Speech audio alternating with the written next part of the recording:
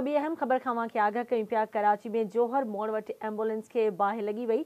को भी जानी नुक़सान न थियो आहे। एम्बुलेंस सेंटर तरफ़ वञी रही हुई त उनखे तारुनि मां बाहि लगी।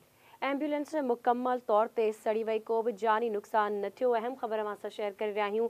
कराची में जिथे जोहर मोड़ वटि एम्बुलेंस के बाहि लगी वई, को भी जानी नुक़सान न थियो। एम्बुलेंस सेंटर वञी रही हुई त उनखे तारुनि मां बाहि लगी। एम्बुलेंस मुकम्मल तौर ते सड़ी वई। को भी जानी नुक़सान न थियो आहे। ब्रेकिंग न्यूज़ असां शेयर करे रहिया आहियूं। कराची में जिथे जोहर मोड़ वटि एम्बुलेंस के बाहि लगी वई, को भी जानी नुक़सान न थियो। एम्बुलेंस सेंटर वञी रही हुई त उनखे तारुनि मां बाहि लगी।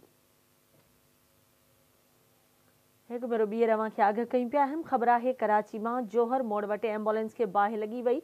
को भी जानी नुक़सान न थियो आहे। अवां खे ॿुधाई त एम्बुलेंस सेंटर वञी रही हुई त उनखे तारुनि मां बाहि लगी वई। एम्बुलेंस मुकम्मल तौर ते सड़ी वई। को भी जानी नुक़सान न थियो। चीपा तर्जमान पारां ॼाणायो वियो आहे।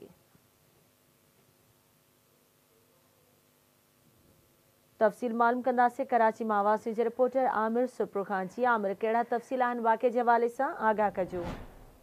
हाँ जी बिल्कुल गजाला बलोचिस्तान सची है गुलिस्तान जोहर भरसा जिथे चीपा एम्बुलेंस के ओचितो बाहि वकोड़े वई।